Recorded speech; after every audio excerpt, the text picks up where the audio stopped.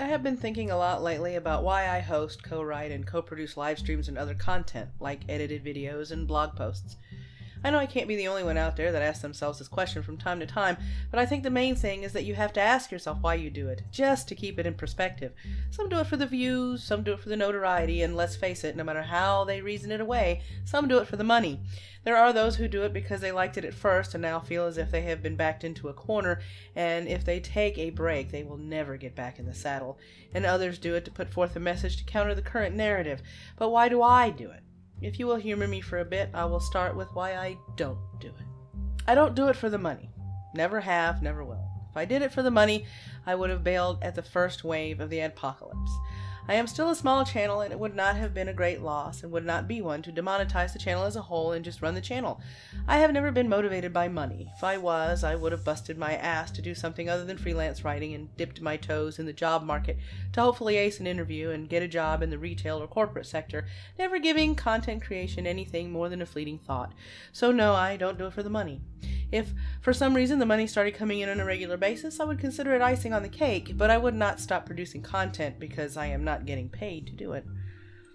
I don't do it for fame. Again, if becoming famous was my motivation, why YouTube? Why shoot blindly at a large target in hopes of getting that one video to go viral? And if I did manage to get a video to go viral, how would I top it? No, not fame. I don't do it for that. And I'm not so stuck on myself that I need validation from others on a constant basis. I have never been popular, and popularity has never been a priority. Don't get me wrong, without subscribers on YouTube and the blog and followers on Twitch, I would, figuratively speaking, be shouting into the void, and I do my best to improve my content, but I am also grounded enough in reality to realize I am but one creator on a huge stage, and even if I was the biggest and brightest, it would only mean more pressure would be on me to perform at higher levels, eventually pushing myself to possibly compromise my personal beliefs and integrity. I don't do it for the drama. God knows there's a ton of it on here, and quite frankly, if I wanted to be any part of it, even though I tried once and learned my lesson, I will watch from the bleachers and pass the popcorn. I will not entertain any of it on here. However, if anyone wants to hold a structured debate, I will be more than willing to mediate. By structured, I mean timed responses and rebuttals, and not insult flinging, talking over one another, and in some cases yelling. There are enough venues for that on here, and that's perfectly fine. Then why? Why do I do it? I do it for 4 reasons. Number 1, to show people you can be you without pretext, pomp and circumstance, and grandstanding, and still make friends and have people want to listen to you.